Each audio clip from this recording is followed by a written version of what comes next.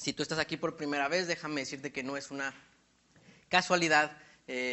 Todos alguna vez estuvimos en esas sillas por primera vez, y si puedes platicar con alguno de nosotros, te podemos decir que nuestra vida ha cambiado desde entonces. Entonces, no sabes la bendición o lo que Dios quiere hablar el día de hoy a tu vida.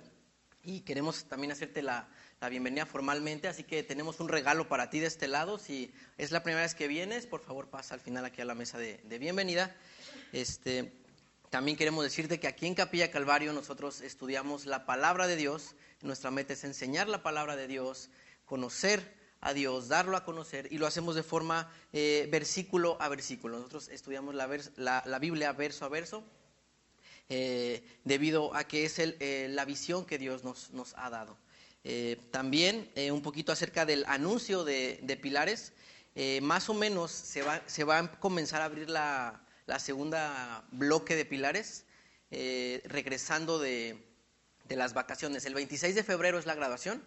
2-3 semanas después vamos a comenzar desde la clase número 1, y va a ser alrededor de las 12 del día, después del servicio, para que tengan oportunidad de asistir, para que no tengamos que levantarnos tan temprano. Sabemos también que es el día de descanso de muchos. No queremos que esto sea una carga para ustedes, una carga para sus familias, sino que sea de bendición. Entonces lo vamos a hacer ahora a las 12. Si a las 12 pues también se les hace complicado, no se preocupen, lo podemos abrir después, entre semana.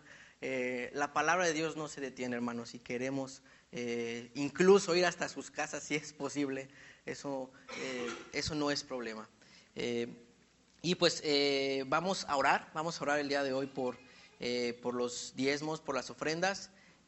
Como lo ha dicho nuestro hermano Fabián, en este lugar no pasamos una canasta, no pasamos una bolsa, ponemos allá una caja para aquellos que consideran esta iglesia su hogar. Siéntanse libres de depositar ahí. Si tú vienes por primera vez, por favor, no deposites. No estamos aquí con ese sentido. No cobramos la enseñanza de la palabra de Dios. No es el motivo. Así que vamos a orar. Pues Padre, muchísimas gracias, Señor, por este día, por este domingo, una nueva mañana que nos regalas, que podemos venir aquí, Señor, en lugar de estar en otros lugares donde podríamos estar a lo mejor más cómodos, a lo mejor divirtiéndonos, a lo mejor haciendo otras cosas. Nos tienes aquí escuchando tu palabra, Señor, no porque nosotros así lo hayamos querido, sino porque tú nos has escogido para estar aquí, Señor. Te doy gracias, Señor. Te ruego que hables a nuestros corazones, Señor, que nos des oídos para escuchar tu palabra, Señor. Y asimismo bendice las ofrendas, bendice los trabajos de cada una de las personas, familias que están aquí, que dan de gracia a aquellos que han recibido de gracia, Señor. Gracias, Padre, porque tú provees, tú sostienes, Padre, en el nombre de Jesús. Amén. Okay, pues vamos a comenzar. Hemos estado viendo estos últimos domingos el libro de Primera de Samuel. Así que por favor acompáñenme a Primera de Samuel, capítulo 7. Vamos a estar estudiando el día de hoy Primera de Samuel, capítulo 7, del versículo 1 al 17.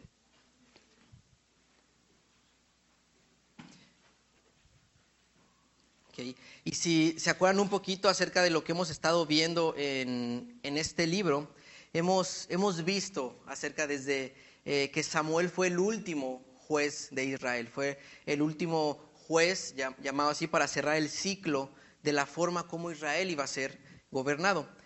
Vimos en los capítulos pasados cómo Samuel nació, cómo su madre, una mujer de fe, oró, no podía tener hijos, hizo una oración a Dios, y como gratitud a Dios, ella entregó su hijo a Dios. ¿Y qué significa que entregó su hijo a Dios? No significa que lo sacrificó, no significa que lo mató, significa que lo entregó para su servicio.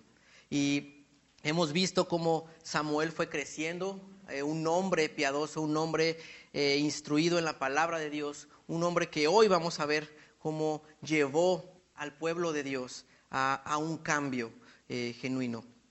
También vimos que el pueblo de Israel en este tiempo estaba pasando, como en los tiempos que estamos viviendo el día de hoy, un tiempo de ignorancia conforme a la palabra de Dios, un tiempo donde no sabían realmente cómo adorar a Dios, pensaban que Dios solamente era un amuleto de buena suerte, y hoy lo vemos en muchas partes. Creemos que el hecho de traer colgado una imagen, de tener alguna imagen, eso nos da favor delante de Dios, o creemos que nos hace especiales, o que Dios está con nosotros. Pero déjame decirte algo, Dios quiere habitar en tu vida, Dios quiere habitar dentro de ti, y esa es la nueva relación que Dios quiere tener contigo, con nosotros el día de hoy. Y vimos que el pueblo de Israel, a raíz de un problema, a raíz de que hubo una derrota en contra de los enemigos, que eran los filisteos, no consultaron a Dios, ¿verdad? Y dijeron, bueno, vamos a traer el arca del pacto, esta caja, que la podemos llamar de este modo, que Dios había establecido que era una caja sagrada, una caja que contenía, ¿no?, el pacto de Dios con su pueblo, mas sin embargo no significaba que Dios estuviera dentro solamente de ahí. No podemos meter a Dios en una caja, mis hermanos, no podemos meter a Dios en nuestra mente solamente, va más allá de todo esto. Y ellos decidieron usar a Dios como un amuleto, y a raíz de esto Dios los lleva a juicio. Ellos son derrotados y después el arca es raptada y es llevada con los filisteos. ¿Y qué pasa en ese tiempo? El Señor por sí mismo comienza a dar juicio a las naciones extranjeras, no porque sean extranjeras, sino porque no alabaron a Dios como debía de haberlo alabado. ¿Y qué nos deja como principio estos últimos capítulos, como enseñanza? Lo que hemos visto es que Dios es humilde con nosotros, mis hermanos. ¿No te imaginas cómo el Dios todopoderoso ha tratado de hablar a nuestras vidas de tal forma que ha dejado que personas lo adoren de diferentes formas? Vemos cómo pasearon el arca del pacto por todos lados y todos la fueron rechazando. Jesucristo mismo vino en forma de hombre, ¿y qué pasó? Lo rechazamos también. Se humilló, nació en una cueva sin nada, desnudo, cuando Él estaba aquí caminando por las calles. Si viéramos a Jesucristo ahorita como estuviera en esos tiempos, ni siquiera creeríamos que Él era el Rey de Reyes, el Mesías. Dice la palabra que ni siquiera tenía dónde recostar su cabeza. Y es increíble cómo Dios nos ha hablado de una forma de humildad. Él ha venido de forma humilde desde el principio. No ha sido un Dios autoritario que quiere forzarte, que quiere obligarte a hacer algo. Él te presenta su palabra, pero lo hace de una forma amorosa, de una forma para que nosotros comprendamos que es lo mejor para nosotros. Y lo mejor para nosotros es adorarlo de la forma como Dios merece ser adorado. Y eso es lo que vamos a ver el día de hoy. El tema del día de hoy es el Rey libertador, porque el día de hoy vamos a ver cómo es Dios mismo quien libera a su pueblo. Dios no nos necesita, hermanos. Dios no necesita ser defendido por nosotros. Dios nos ha escogido, Dios nos anhela, Dios quiere que le sirvamos, no porque tenga una necesidad de nosotros, tiene una necesidad de amarnos, eso sí, pero no nos necesita. Él pudiera hacer toda la obra, Él pudiera hablar a los corazones de las personas, Él mismo, Él solo. Pero el hecho que nos haya escogido a nosotros para hablar sus palabras, ¿qué te dice? Que Él nos ama, que Él nos ama, que Él quiere hablar a través de ti, que Él quiere usarte, quiere darte un propósito, quiere una relación personal contigo. Y eso es algo que vamos a ver el día de hoy. Dios es nuestro Rey libertador, como cantábamos hace rato. Él es nuestro Rey, y a veces no entendemos la imagen de Rey porque no estamos en un tiempo donde tengamos reyes. Tenemos un presidente, pero no tenemos un rey. Entonces a veces esta idea de rey la vemos así un poco lejana porque no hemos estado bajo el mandato o el dominio de un rey. Pero este rey de reyes, como él se llama en la palabra de Dios, Jehová, el Todopoderoso, quiere liberarte, quiere traernos libertad a nuestra vida por sobre todas las cosas. ¿Y cuál ha sido el problema, hermanos? En estos últimos meses ahí donde vivimos por Ampliación Centenario, pues no nos llega el internet y necesitamos internet pues para trabajar. Entonces estamos tratando de obtener una señal de satelital y usamos como un repetidor de señal para poder hacer que nos llegue la señal. Entonces hace 2 meses mi repetidor se descompuso. Entonces ya sabes, como buen mexicano, como buen hombre, dije, lo voy a arreglar, ¿no? Y ahí fui y lo abrí, lo vi, hice muchísimas pruebas, pasé horas tratando de arreglar el repetidor y no podía hacerlo funcionar, no podía. Y apenas hace 2 días dije, bueno, pues vamos a tener que comprar otro. Dije, bueno, pues ahí, ni modo. Y hice algo que no había hecho durante todo el tiempo que traté de hacer funcionar el repetidor. Adivina qué fue. No había leído las instrucciones. Entonces, por primera vez, desde que estaba tratando de arreglarlo, leí las instrucciones y eran instrucciones de 3 pasos, claras y precisas. Algo que yo no había hecho y era algo tan simple. Lo conecté, seguí los pasos, dije, no creo que vaya a funcionar. He hecho hasta lo imposible y no funciona. Lo conecté, apreté un botón, otro botón y comenzó a funcionar el repetidor, ¿verdad? Entonces, ¿qué fue lo que pasó ahí? Yo traté de que funcionara a mi modo y había instrucciones claras y precisas de cómo hacerlo. Y déjame decirte algo, así somos con Dios. Dios ha dejado instrucciones claras de cómo buscarlo, de cómo acercarnos a Él. Pero lo que pasa hoy en día es que cada quien está buscando a Dios de la forma como queremos, de la forma como creemos que es adecuado. ¿Y qué pasa? Nunca abrimos las instrucciones, nunca abrimos esto, que es la palabra de Dios. ¿Se han dado cuenta cómo el mundo ha tratado de buscar respuestas a Dios en todos lados, menos en la Biblia? No hay un lugar, una fuente más exacta donde podamos saber quién es Dios que su palabra. Pero es increíble la cantidad de libros e información que hay acerca de quién es Dios, pero fuera de su palabra. Y de ahí viene la raíz. Todo comenzó ahí, por no consultar a Dios. El pueblo de Israel comenzó a entregarse a su pecado porque no consultó a Dios. Vino un problema de aflicción y en lugar de consultar a Dios, ¿qué hacemos? Ellos dijeron, vamos a agarrar a Dios como nuestro amuleto y vamos a usarlo como nosotros queramos. Ese ha sido el problema, mis hermanos. Tenemos un rey que nos quiere libertar, pero para eso tenemos que buscarlo de la forma adecuada. He escuchado muchas personas que dicen esto, es que yo ya traté de buscar a Dios, pero Él no quiere tener nada conmigo, no me hace caso, no me enseña. Y el problema es, ¿lo has buscado de la forma adecuada?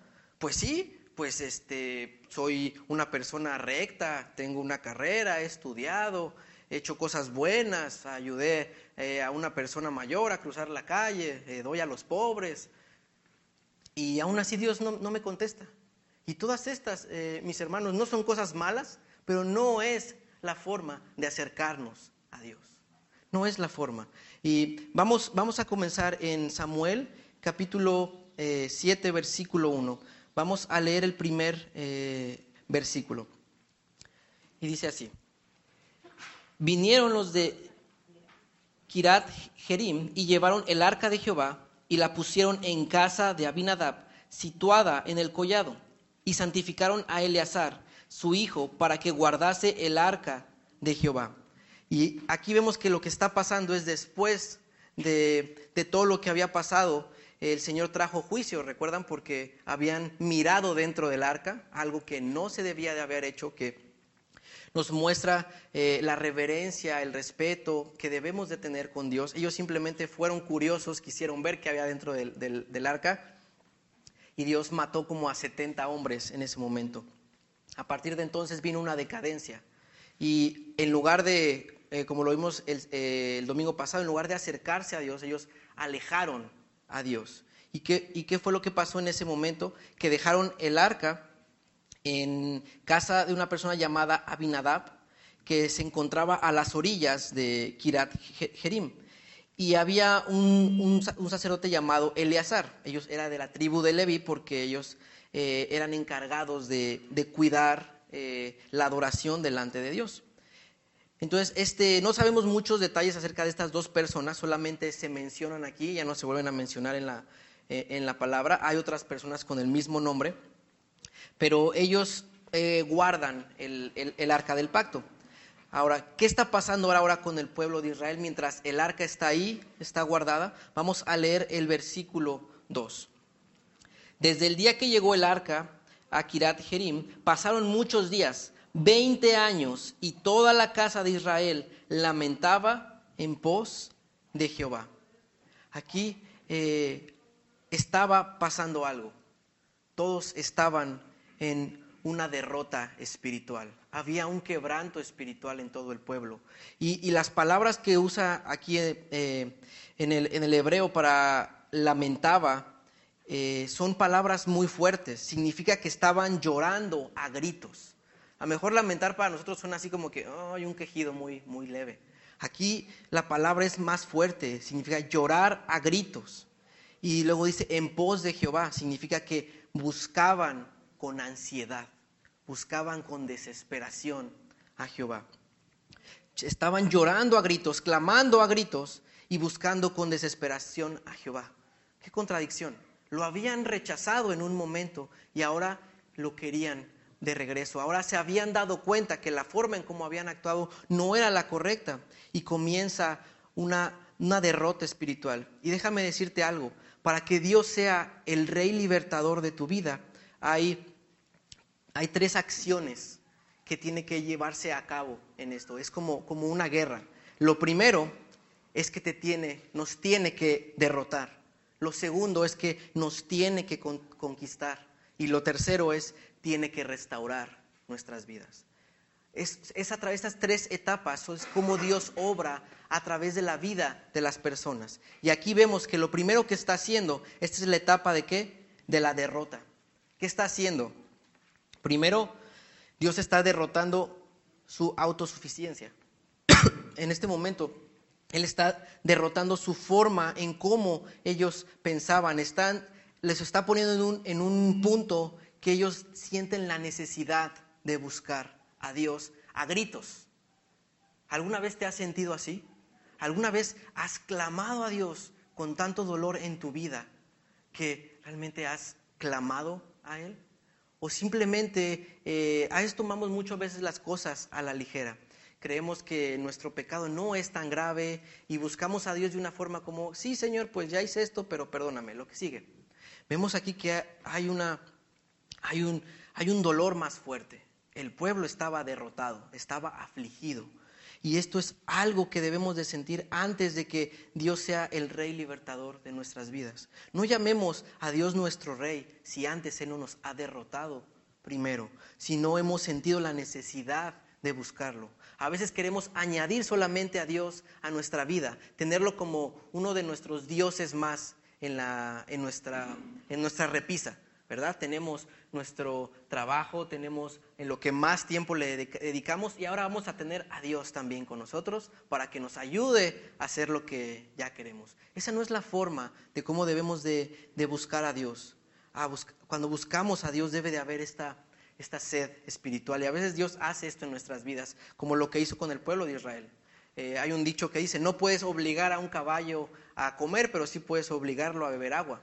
¿Y saben por qué lo dicen? Porque los caballos, si tú les pones sal, ellos la empiezan a chupar, la empiezan a chupar hasta que tienen sed. Y en el momento que tienen sed, van y toman agua. Esto es lo que está pasando. Dios estuvo dándonos de comer sal hasta que tengamos sed de Él. Los tiempos de aflicción, los tiempos de necesidades cuando buscamos a Dios. Si hoy te encuentras así, si hoy tienes necesidad en tu vida, si hoy estás triste, preocupado, tienes mucho estrés, déjame decirte algo. Dios está haciendo un llamado a tu vida. Quiere que vayas al agua, pero al agua correcta, no al agua que te va a volver a dar sed. Quiere que vayas a Cristo Jesús. Y es algo que vemos aquí. Algo más que derrota en nuestra vida es el Rey Todopoderoso derrota nuestras falsas creencias. El pueblo de Israel adoraba a Jehová Todopoderoso, lo vimos de una forma inadecuada, pero no solamente eso, sino que ellos comenzaban a verlo como los dioses de las demás naciones. Así lo trataban. Querían adorarlo de esa forma. Copiaban lo que otros hacían y traían su adoración a la de ellos. ¿Por qué? ¿Recuerdas el primer ejemplo? Porque no habían visto, habían ignorado por tanto tiempo las instrucciones que les había dado el Señor. Y vamos a ver qué hay dentro de esta derrota. Vas a escuchar esto. Vas a escuchar un llamado a rendirte. Y es como cuando están en la guerra y lo primero que dice es, ¿sabes qué? No puedes, somos más que tú. Somos 12,000 personas y los otros son 100. Ríndete, ya no hay forma de que luches esta batalla. Y este es el llamado que vamos a ver que Dios hace, es un llamado a rendirte. En el capítulo 3 vamos a ver ese llamado y dice así: habló Samuel a toda la casa de Israel diciendo, si todo vuestro corazón os volvéis a Jehová, quitad los dioses ajenos y a Astarot de entre vosotros, y preparad vuestro corazón a Jehová, y solo a él servid, y os librará de la mano de los filisteos. Este es el llamado, y lo hace a través de Samuel. Y esto nos deja ver algo. ¿Qué fue lo que pasó en estos 20 años? Fueron 20 años que han pasado a través desde que vimos el capítulo anterior hasta hoy. ¿Qué pasó en estos 20 años? Samuel estaba enseñando la palabra de Dios. Esto nos enseña el versículo 3. No es que de repente Samuel se paró y les dio una advertencia. No, durante esos 20 años Samuel había estado ahí como un siervo fiel. Simplemente él enseñándoles cuál era la correcta voluntad de Dios. Hasta que Dios trae un quebrantamiento y Samuel habla por parte de Dios y les dice, volveos vuestro corazón a Jehová, quiten los dioses de entre vosotros y preparad nuestro corazón y solo servirlo a él. ¿Para qué? Para que él nos libre de los filisteos. Y este llamado lo seguimos viendo hoy en día. Mis hermanos, Dios no está callado, como les había dicho. No es que debemos de buscarlo porque se esconde tan sutilmente que no podemos verlo. Por favor, acompáñame a Proverbios capítulo 1 del versículo 20 al 23 y vamos a ver ahí cómo este llamado de parte de Dios está presente, está latente y es algo que es bien evidente a todos. No hay excusa, mis hermanos, todos escuchamos este llamado en algún momento. En Proverbios capítulo 1, versículo 20 al 23, dice lo siguiente: la sabiduría clama en las calles, alza su voz en las plazas, clama en los principales lugares de reunión, en las entradas de las puertas de la ciudad, dice sus razones. Y luego el 22 hace una pregunta: ¿hasta cuándo, oh simples, amaréis la simpleza? Y los burladores desearán el burlar, y los insensatos aborrecerán la ciencia. Volveos a mi reprensión, he aquí yo derramaré mi espíritu sobre vosotros, y os haré saber, ¿qué? Mis palabras. Y esto vemos que son palabras de un padre hablando a sus hijos. Aquí la sabiduría está representada por Dios, es Él, es Jesucristo quien está alzando la voz. ¿En dónde dice? En las plazas, en los principales lugares de reunión, en las entradas, en las puertas de la ciudad, dice sus razones. Está haciendo un llamado al arrepentimiento. Y no sé cuántas veces antes de llegar aquí tú escuchaste este llamado a tu vida. ¿Cuántas veces tú dijiste, no estoy bien delante de Dios? ¿Cuántas veces alguien en la calle te compartió de Dios y simplemente lo ignoraste? Dios nos está escondiendo. Él hace gritos en todo el mundo y vemos que Él nos está hablando de la misma forma que está haciendo el llamado aquí Samuel a su pueblo. Y vemos que estas son las instrucciones claras, es vuélvete a Dios.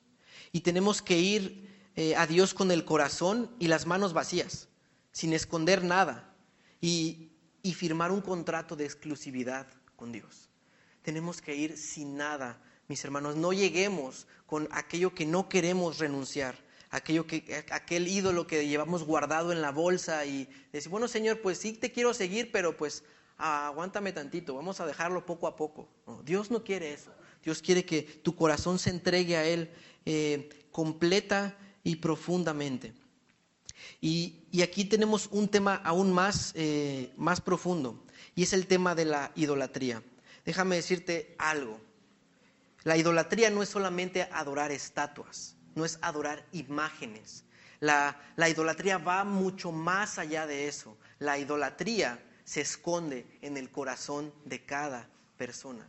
No es una estatua. No pienses que porque no tenemos santos aquí o porque no tienes estatuas en tu casa significa que no eres idólatra o que no estás en idolatría. Es posible estar en idolatría. Y te voy a decir por qué. En Primera de Juan, capítulo 5, versículo 21, nos da la definición de idolatría. En la versión Reina Valera lo menciona como ídolo, pero la Biblia, la Nueva Traducción Viviente, da una traducción más rica en su esencia, y dice esto. Primera de Juan, capítulo 5, versículo 21, dice Primera de Juan, dice, queridos hijos, aléjense de todo lo que pueda ocupar el lugar de Dios en el corazón. Esto es la definición de idolatría. Todo lo que ocupe el lugar de Dios en tu corazón es idolatría. Todo lo que pongas en primer lugar antes que a Dios es idolatría. Esto puede ser tu familia, esto puede ser tu trabajo, puede ser tu dinero, puede ser el reconocimiento, puede ser tu esposo, puede ser tu esposa. Ponerlos antes que a Dios es idolatría. Y eso es algo muy, muy fuerte. Es algo muy, muy fuerte. Porque eso nos cambia todo el panorama. Aquí vemos que sí aplica a nosotros. Cuando nos dice volved de todo corazón a Jehová y quitad los ídolos ajenos, ahí puedes quitar el nombre de su ídolo que era Astarot y puedes poner el ídolo que ahora tienes en tu vida. Esa es la primera instrucción, el llamado a dejar aquello que está quitando el lugar de Dios. Jesucristo hacía lo mismo. Dice, si quieres venir en pos de mí, o sea, niégate ¿a qué? A ti mismo. Eso es negarte a ti mismo. Dejar aquello que se interpone en seguir a Cristo de forma completa. Después en el versículo 4 de Samuel capítulo 7 dice, entonces los hijos de Israel quitaron a los Baales y a Astarot y sirvieron solo a Jehová. Los Baales y Astarot era la forma masculina y femenina de sus dioses, y realmente la forma de adoración eran rituales donde había orgías, donde había inmoralidad sexual. Era la forma en cómo adoraban a esos dioses.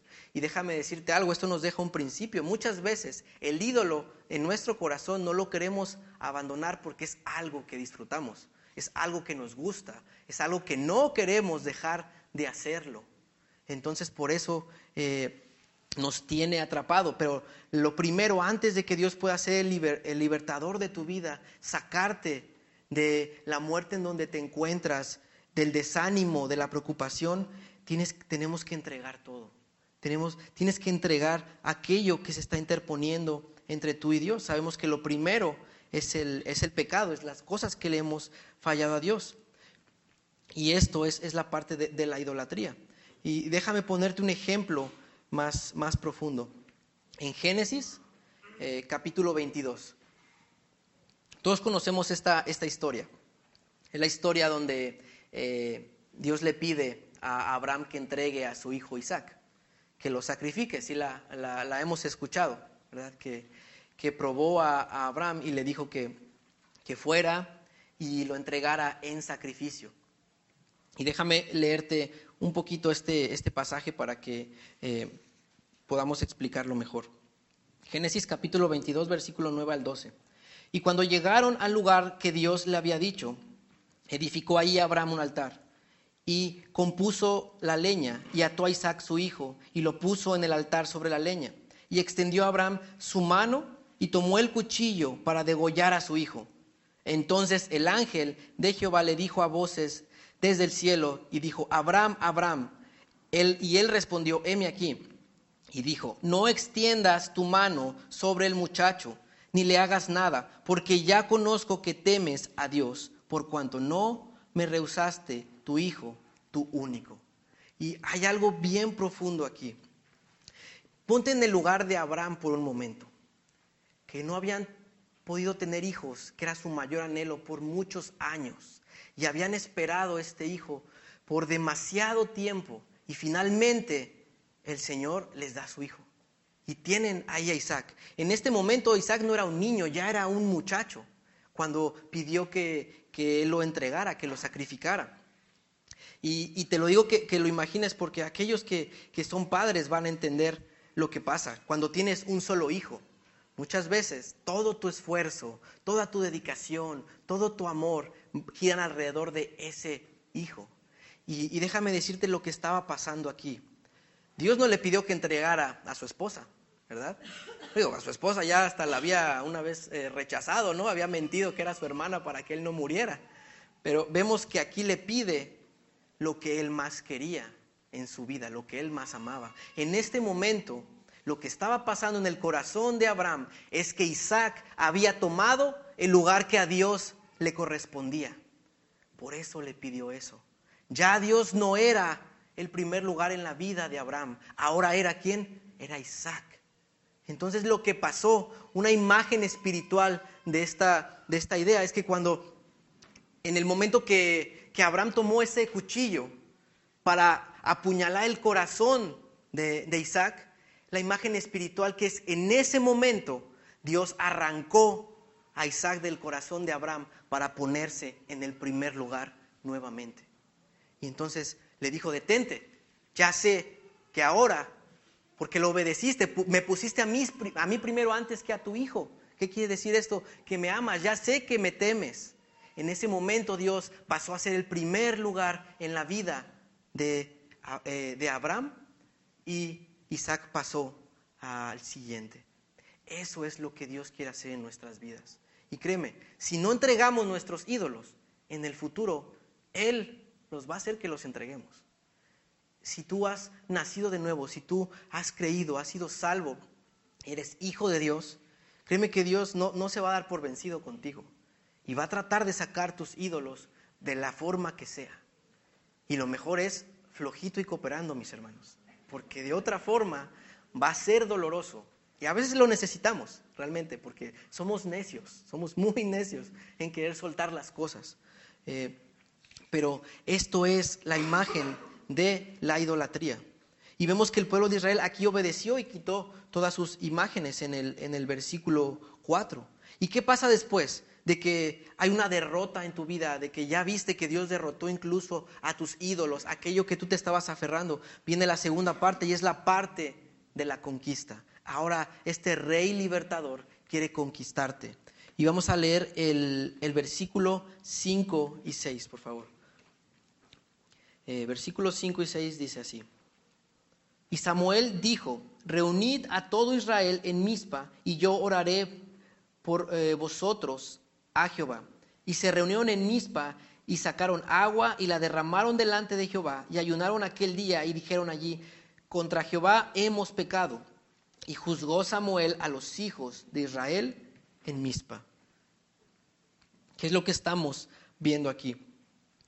Un verdadero arrepentimiento.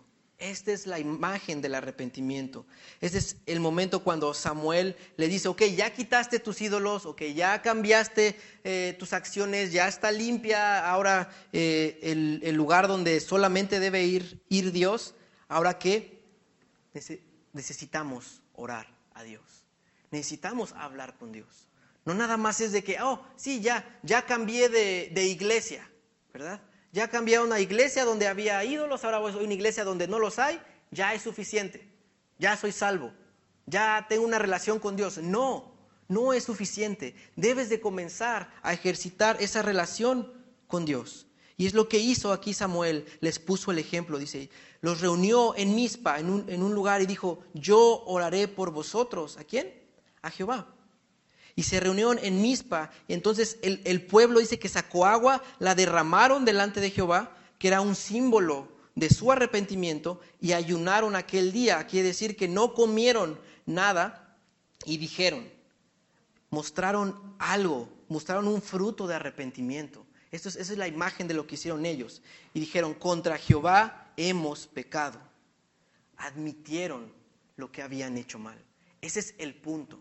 Si no hemos confesado nuestros pecados, si no hemos, le hemos dicho a Dios realmente lo malo, que las transgresiones que hemos hecho delante de Él, no podemos decir que Dios es nuestro libertador. No podemos decir que es nuestro Rey. Necesitamos llegar a este punto donde caigamos en cuenta que contra Jehová, contra el Rey Todopoderoso, hemos pecado. Todos nos hemos apartado de Él, es lo que dice la palabra de Dios. No hay uno justo en esta tierra, dice la palabra de Dios. Es por eso que necesitamos de Jesucristo. ¿Alguna vez has robado? ¿Alguna vez has mentido? ¿Alguna vez has roto cualquiera de los mandamientos de Dios? Entonces estás apartado de Dios. Y si no hay un arrepentimiento, si no hay una confesión de pecados, vamos a continuar en ese estado.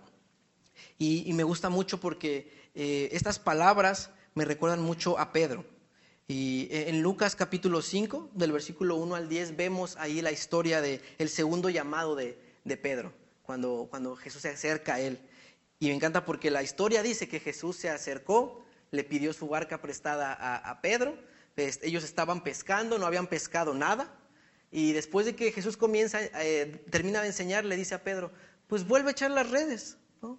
Y Pedro se le queda viendo así como, pero si ya pescamos toda la noche, ¿no? Ya era de día, no vamos a sacar nada, ya subió la marea, esto era todo lo que estaba pasando, ¿no? Y entonces me encanta porque a veces me identifico, ¿no? A veces queriéndole dar consejos a Dios, ¿no? Como si nosotros supiéramos más que Él. Jesucristo mismo, Dios mismo le estaba diciendo, echa las redes.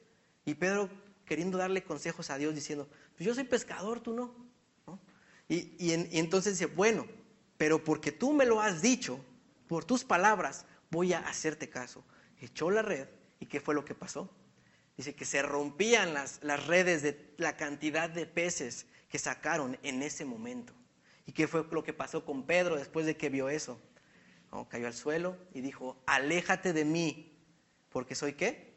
Soy hombre pecador. Es el momento cuando él reconoció. Fue el momento donde Jesucristo conquistó su corazón. Y después de eso le dijo, yo te voy a hacer pescador de hombres. Hermanos, realmente esto es algo que debemos de hacer. Debemos confesar nuestros pecados. Un pastor dio esta como la definición del arrepentimiento. Dijo, arrepentimiento es esto, decirle a Dios, aléjate de mí, Señor, porque no te merezco, pero por favor, no te vayas de mi vida. Esa es la idea del arrepentimiento. Saber que no merecemos a Dios, pero también saber que tenemos la necesidad profunda de Él. Esto tenemos que hacerlo. Debe de haber frutos, debe de haber evidencias, un cambio. Y vemos también a Samuel actuando como ese mediador entre el pueblo y Dios, orando, intercediendo por el pueblo. Hoy en día no tenemos un Samuel, pero tenemos a Jesucristo, quien es nuestro mediador, nuestro intercesor, quien está delante del Padre pidiendo por nosotros. ¿No les parece eso maravilloso, mis hermanos? Tenemos a Jesucristo mismo intercediendo por nosotros. Y dentro de esta conquista, Dios también comienza a conquistar nuestro entendimiento. Y eso vamos a verlo en el versículo 7 al 9. Y dice, cuando oyeron los filisteos que los hijos de Israel estaban reunidos en Mizpa, subieron los príncipes de los filisteos contra Israel.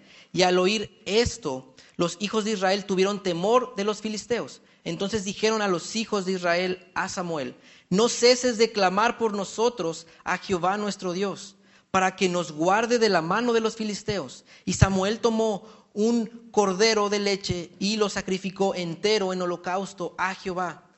Y clamó Samuel a Jehová por Israel, y Jehová le oyó. Y vemos que aquí conquista nuestro entendimiento porque hay un cambio en la forma de pensar después de que hay un arrepentimiento genuino en el pueblo de Israel. En nosotros debe de pasar lo mismo. Debe de haber un cambio de entendimiento. ¿Cuál fue el cambio?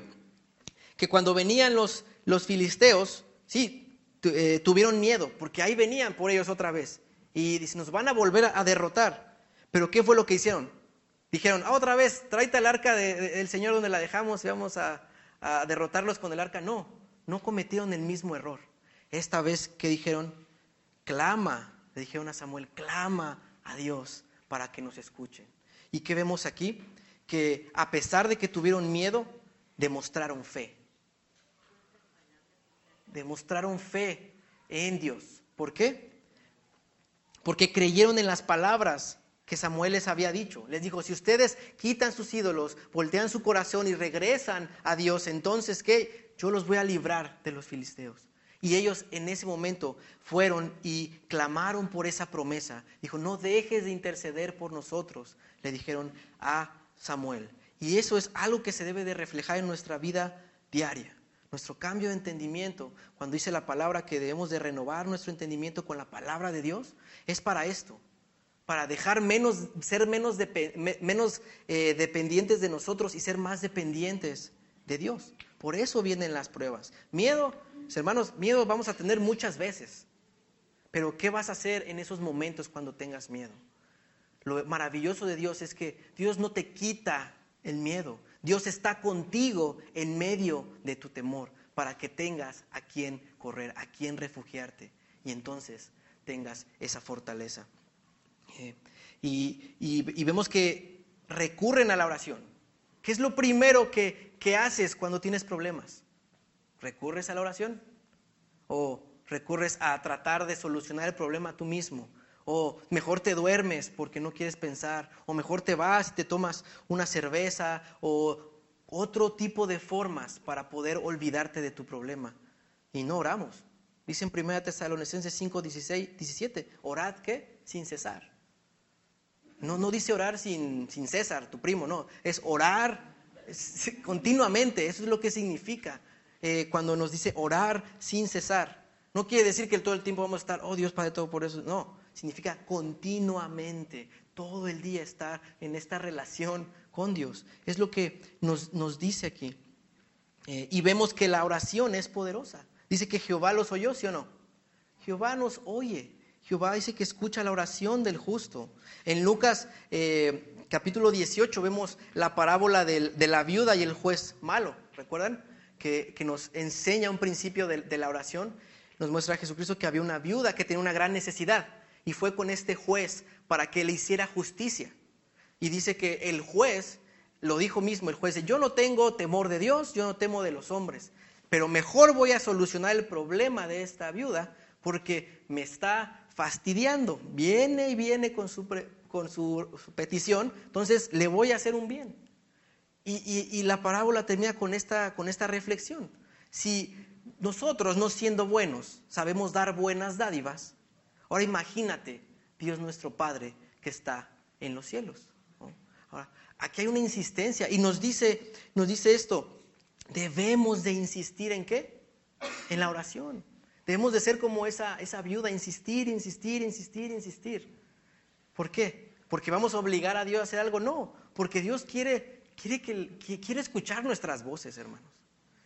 Nos ama tanto que anhela que platiquemos con Él. No es para obligarlo a hacer algo, es porque Él quiere que le hablemos, quiere tener una relación personal con nosotros. Y vemos aquí que hubo un cambio de usar a Dios como un amuleto. Y esta vez se acercaron a Dios como Él era, como era su voluntad. ¿Qué otra cosa va a conquistar Dios? En el versículo 10 vamos a verlo. Dice, y aconteció que mientras Samuel sacrificaba en holocausto, los filisteos llegaron para pelear con los hijos de Israel. Mas Jehová tronó aquel día con gran estruendo sobre los filisteos y los atemorizó. Y fueron vencidos delante de Israel. ¿Qué fue lo que pasó aquí? No solamente Dios va a conquistar tu entendimiento, también va a conquistar a tus enemigos, aquellos que te persiguen. ¿Y cómo lo va a hacer? Dice que igual el poder de la oración. Muchas veces nuestros enemigos no son enemigos literales, personas que están atrás de ti. Muchas veces nuestros enemigos es nuestro propio pecado, es nuestra propia maldad, aquello que no nos deja o aquello que aún como cristianos, aún como ya teniendo una relación con Dios, seguimos luchando con estos enemigos. Los filisteos también demuestran esta imagen del pecado. ¿Y qué fue lo que pasó aquí? ¿Has escuchado esta frase que dice que las batallas se ganan de rodillas? Pues realmente es cierto. No es una fábula, no es un bonito dicho. No, las batallas se ganan de rodillas. ¿Por qué? Porque ¿recuerdas a Ana, a la mamá de Samuel? En su oración, al dar gracias a Dios por el hijo que había recibido, ella oró por esto, y esta es una respuesta a la oración que ella había hecho. Y déjame decirte por qué. Si quieres verlo en 1 de Samuel, capítulo 2, del versículo 9 al 10, Ana dijo esto. Fue lo que oró a Dios. Él, hablando de Dios, guarda los pies de sus santos, mas los impíos perecen en tinieblas, porque nadie será fuerte por su propia fuerza. Delante de Jehová serán quebrantados sus adversarios, y sobre ellos, ¿qué? Tronará desde los cielos. Jehová juzgará los confines de la tierra, dará poder a su rey y exaltará el poderío de su ungido. ¿Y qué fue lo que pasó aquí? Dice que más Jehová tronó aquel día con gran ¿qué? Estruendo sobre los filisteos. Este es el poder de la oración. Y no tenemos idea, incluso cuántas personas han estado orando por ti para que tú estés aquí el día de hoy, escuchando este mensaje. A veces pasamos por alto esto, no vemos la magnitud de nuestra oración. Dios conquista nuestros enemigos a través de ¿qué? De la oración, de nuestra dependencia en Dios. Yo recuerdo antes de ir a estudiar al Instituto Bíblico hace como 4 años, yo estaba en la casa de un amigo mío, que él fue mi discipulador por muchos años. Él iba a mi casa desde que yo tenía como 14 años y a leer la palabra de Dios conmigo 2 veces por semana. Y yo estaba bien enojado. Yo le decía, no quiero que vengas, no me interesa nada de lo que me dices. Y por 2 años seguidos él iba y estaba ahí conmigo y total que él se ganó mi amistad, se ganó mi respeto y yo lo respetaba y lo respeto como un padre. Me encanta porque su nombre es Gabriel, de esta persona. Y recuerdo que antes de irme al Instituto Bíblico, estaba en su casa y él tenía un montón de cuadernos. Y empecé a ver los cuadernos y eran cuadernos de oración. Eran cuadernos donde él anotaba todas las personas por las cuales oraba y su petición siempre. Y yo daba vuelta a las páginas y veía que aparecía mi nombre, y aparecía mi nombre, y aparecía mi nombre, y aparecía mi nombre, aparecía mi nombre. Y algo que me di cuenta, mis hermanos, es que esta persona empezó a orar por mí desde el momento que me conoció, que fue cuando yo tenía como 9 años de edad. Todos esos años, esta persona estaba intercediendo, no para que estuviera aquí hablando delante de las personas o estuviera compartiendo la palabra de Dios. Él estaba orando para que yo fuera salvo, para que tuviera una relación personal con Dios. El poder de la oración es increíble. Si aún tienes hijos que no conocen a Dios, si aún tienes familiares que no conocen a Dios, no dejes de orar por ellos. No dejes de inclinar tus rodillas, porque Dios responde la oración del justo, mis hermanos. Vamos al versículo 11 y dice: y saliendo los hijos de Israel de Mizpa, siguieron a los filisteos, hiriéndolos hasta abajo de Bet-car. ¿Qué pasó después de esto? Llega el Señor, llega Jehová, derrota a los filisteos en frente del pueblo de Israel. ¿Y qué hizo el pueblo de Israel? Dijo, bueno, pues que se vayan, ya los derrotó, ya ganamos. No, ellos fueron, dice que los siguieron a los filisteos y los hirieron hasta abajo de Bet-car. ¿Qué significa esto? Representa lo severos que debemos de ser con nuestro pecado, mis hermanos. Tenemos que ir con el pecado y tenemos que quitarlo totalmente de nuestra vida. No tenemos que tener piedad del pecado. No debemos de tener piedad de ello, como les había dicho. Si Dios te ha sacado del alcoholismo, si Dios te ha sacado de la drogadicción, ¿por qué aún tienes tu bote de cerveza en el momento que te agarra la desesperación? En el momento que Dios me falle, voy a correr, ¿verdad? Y a veces así somos. Así somos, no terminamos y vemos nuestro pecado a la ligera y seguimos coqueteando con nuestro pecado. Y tenemos esta idea y siempre nos preguntamos, ¿qué tan a la orilla puedo estar del barranco sin caerme? Esta es nuestra pregunta, ¿no? ¿Hasta dónde es el límite para no cometer el pecado? ¿Hasta dónde puedo jugar con fuego? Y esto me recuerda una historia de una persona que estaba contratando a un chofer. Entonces él hizo una entrevistó a 3 choferes. Y el primero le dijo, bueno, esta va a ser tu prueba. Quiero que me lleves a la colina y manejes lo más cerca de la orilla del camino, del barranco, que sea posible. Y él se quedó así como que, ¿en serio? Sí. Y ya se sube y empieza a manejar el chofer y pues se queda 1 metro, ¿no? Llega con el segundo chofer y le dice la misma instrucción, quiero que manejes, que me lleves por la colina y manejes lo más cerca del barranco, lo que sea posible. Y se acerca 20 centímetros, ¿no? Y órale. Y llega con el tercero, le dice, quiero que manejes lo más cercano que sea posible. Y él manejó como a 5 metros fuera 5 metros dentro del barranco, ni siquiera se acercó a la línea. Y así lo llevó por toda la colina y se bajó. Y le dijo, y le preguntó, oye, ¿por qué no te acercaste más a la orilla? Y él le contestó, dice, porque mi trabajo es mantenerlo a usted seguro y no arriesgar su vida. Y es lo mismo. Dios nos pone estas barreras porque quiere guardar nuestras vidas. No quiere que nos arriesguemos y que estemos coqueteando con el pecado siempre. No te preguntes qué tan cerca puedes estar del barranco. Mejor preocúpate por estar a salvo en donde sabes que no puedes. Tú sabes dónde es ese primer paso que ya no tiene vuelta atrás. Sabes a qué hora de la noche no debes de prender la computadora porque sabes que no debes de estar viendo ciertas cosas. Sabes que hay imágenes, sabes que hay películas que aún son sugestivas a tu mente y no debemos de estar viendo.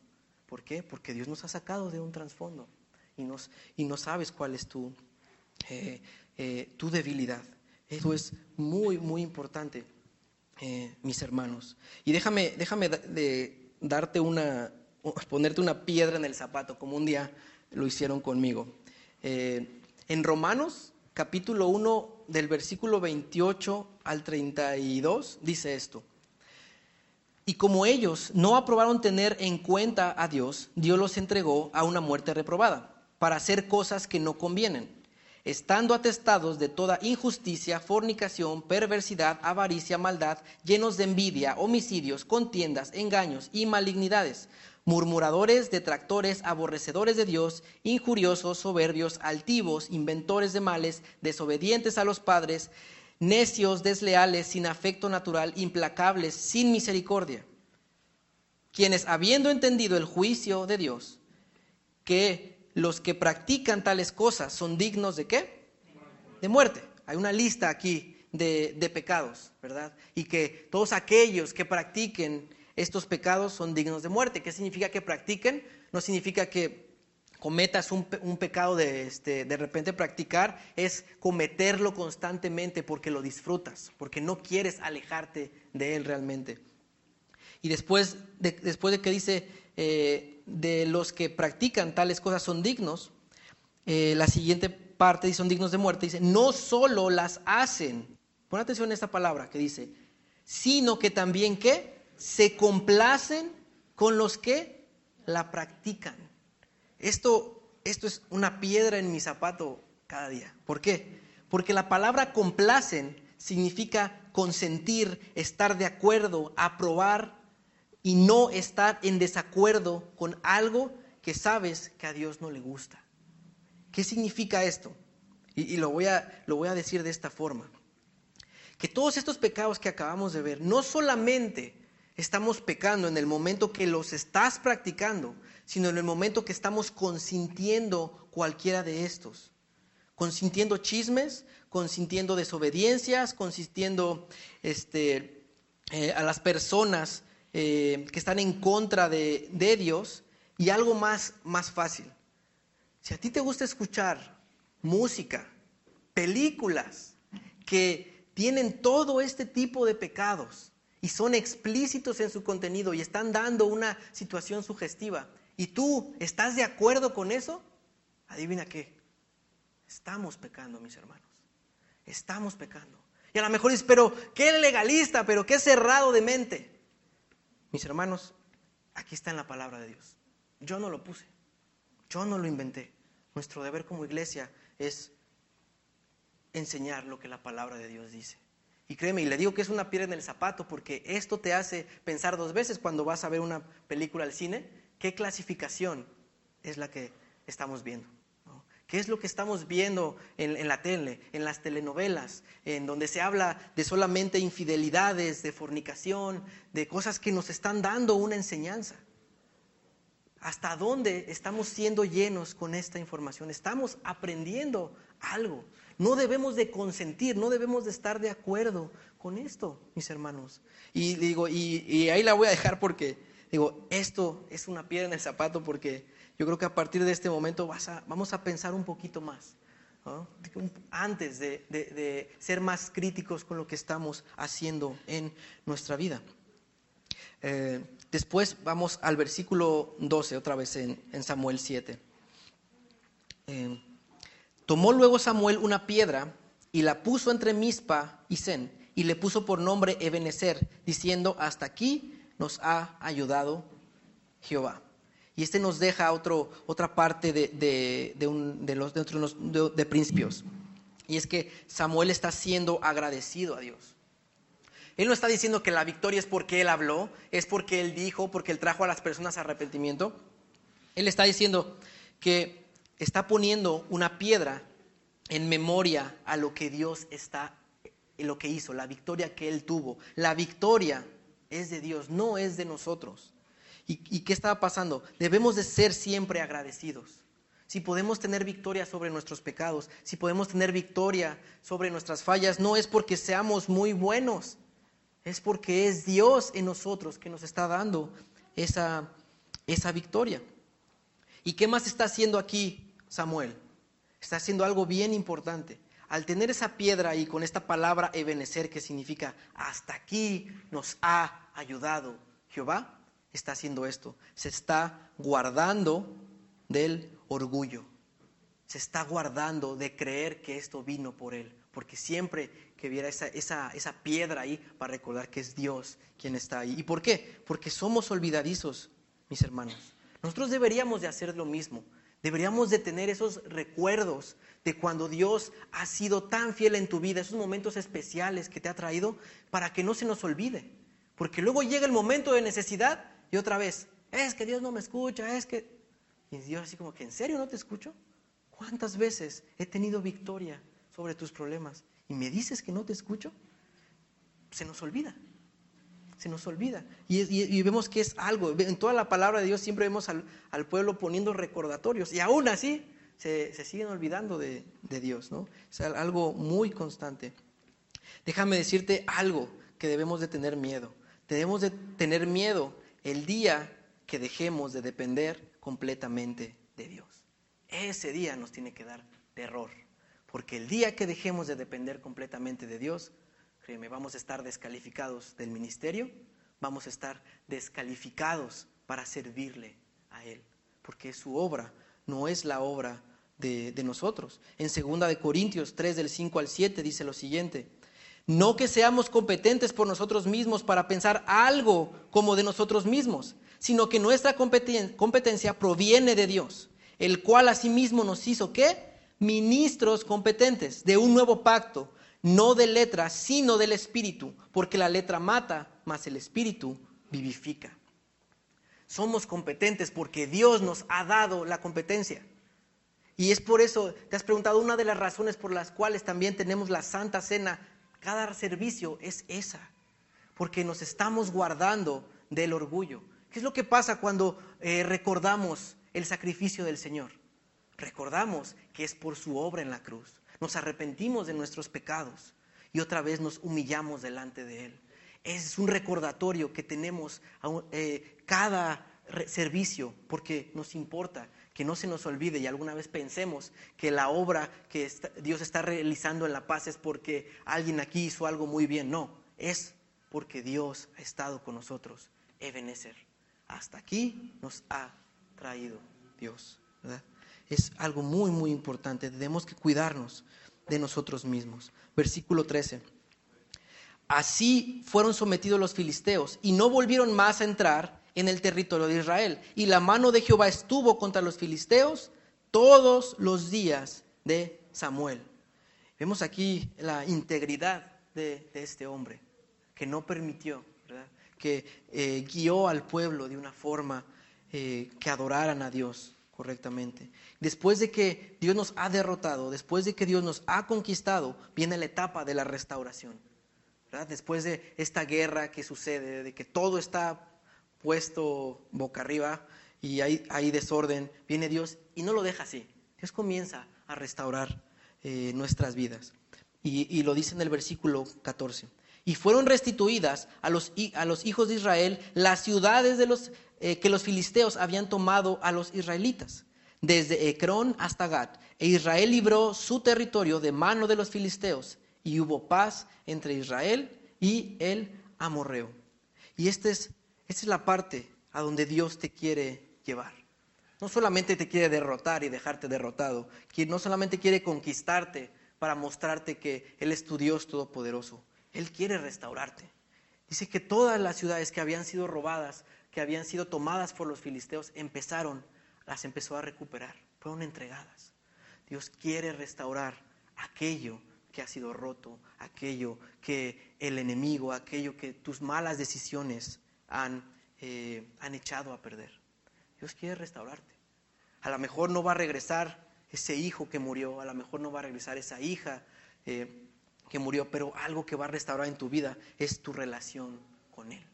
Ahora vas a estar vivo, ahora vas a poder dar testimonio de Dios. La restauración es algo increíble y no solamente sucede en el momento que recibimos a Cristo, sino es un proceso que va hasta el día que veamos a nuestro Señor cara a cara. Imagínate si Dios sacara todo lo que estamos mal de una sola vez. Nos volvemos locos. Y por eso Dios lo empieza a hacer poco a poco. Empieza a exponer poco a poco lo que Él va cambiando en nuestras vidas. Por eso necesitamos la palabra para ir sacando todo aquello que no le gusta a Dios y irlo cambiando.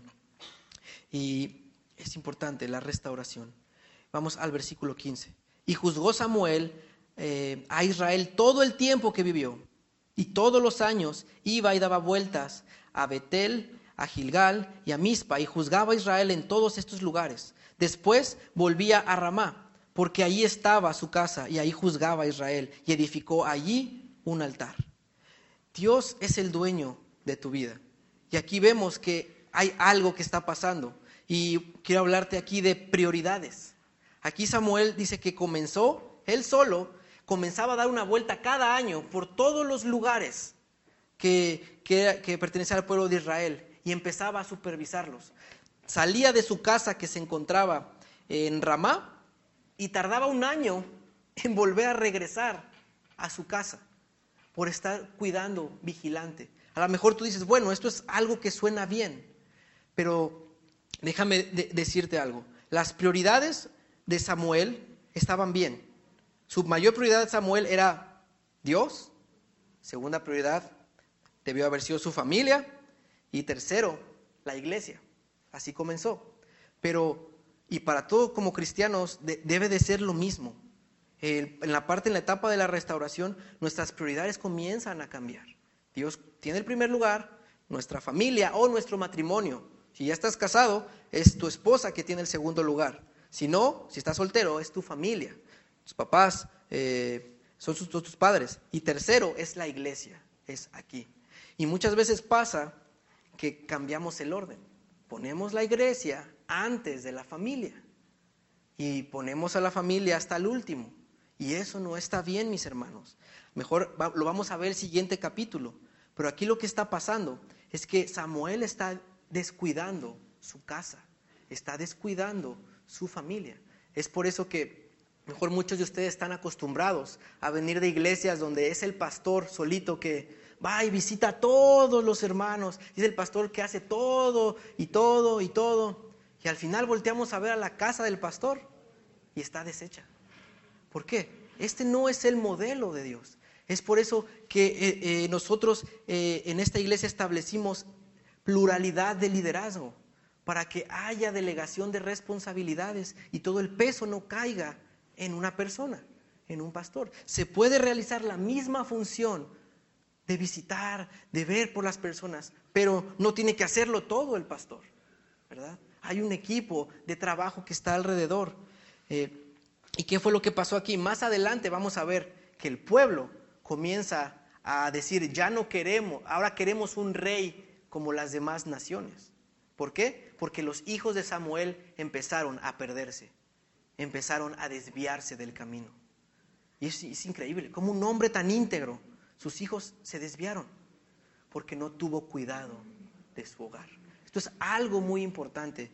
Siempre Dios está primero, nuestra familia, nuestro hogar está en segundo lugar, matrimonio. Tercer lugar es la iglesia. Sí queremos que sirvas, sí queremos que formes parte, eres parte de esta iglesia, que te involucres, pero lo más importante es cómo está tu hogar, cómo está tu relación con Dios, cómo está tu hogar. Ahora sí, nos interesa tu servicio.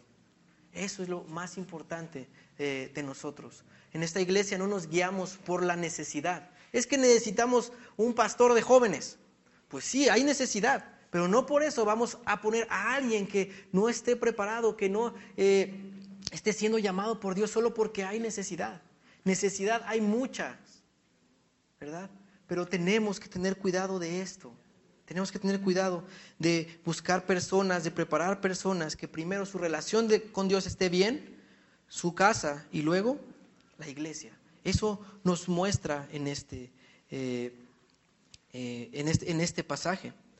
Mis hermanos, esto es, y una vez que Dios ha restaurado nuestra vida, entonces puedes decir que Jesucristo es el Rey, es el libertador, el Salvador de tu vida, porque solamente por medio de Él podemos vivir en libertad. Solamente por medio de Él podemos ser buenos padres, buenos esposos, buenos hijos. Solamente es por medio de Jesucristo. Deja que Jesucristo te derrote, deja que Jesucristo te conquiste, deja que te restaure cada día. Y a lo mejor ya lo ha hecho, a lo mejor estás en este proceso. Te encuentras en la etapa de la derrota, en la etapa de la conquista o en la etapa de esta restauración diaria. Pero la respuesta o el llamado es el mismo. Examinemos nuestro corazón delante de Dios. Y vamos a orar, hermanos. Padre, muchísimas gracias, Señor, por este día. Gracias por tu palabra, Señor. Gracias por que tú nos instruyes. Gracias por que tú nos redarguyes, nos reprendes y nos corriges a través de ella. Ayúdanos, Señor, a quitar los ídolos de nuestras vidas, Señor. Ayúdanos a depender totalmente de ti. Que tú seas lo único que anhelemos en esta vida, para que nos enseñes a vivir, a cumplir el llamado que tú nos has dado de la forma que tú quieres, Señor. Y iglesia, quédese con la cabeza agachada, ojos cerrados. Quiero hacer el llamado en este momento. Si hay alguien que aún no ha experimentado esta libertad, si hay alguien que sigue atrapado en sus pecados, que sigue atrapado, sigue decaído, sigue deprimido, que no ha recibido a Cristo como su Señor y Salvador, quiero decirte que este día es el momento. Hoy es el día de salvación. ¿Qué es lo que tienes que hacer? Primero, reconocer que has pecado en contra de Dios. Lo segundo, que es recibir a Cristo en tu corazón. Confesar tus pecados, recibir a Cristo en tu corazón, para que Él pueda habitar en tu vida y cambiarla por completo. Si el día de hoy tú te encuentras aquí, si el día de hoy tú quieres recibir a Cristo en tu corazón como el Señor de tu vida, quiero que levantes tu mano, porque queremos hablar contigo, queremos orar por ti y explicarte lo que esto significa. Es un compromiso, es un llamado, pero es un compromiso de toda la vida. Pero créeme, no te vas a arrepentir. Es la mejor decisión que puedes tomar en tu vida. Si hay alguien aquí, por favor, levante su mano. Si no, vamos a orar. Y pues Padre, muchísimas gracias, Señor. Te pido que guardes a mis hermanos en sus casas, en sus hogares, Señor. Los lleves con bien y que puedan seguir buscándote cada día, Señor. En el nombre de Jesús. Amén. Amén. Bueno, vamos a tener una alabanza.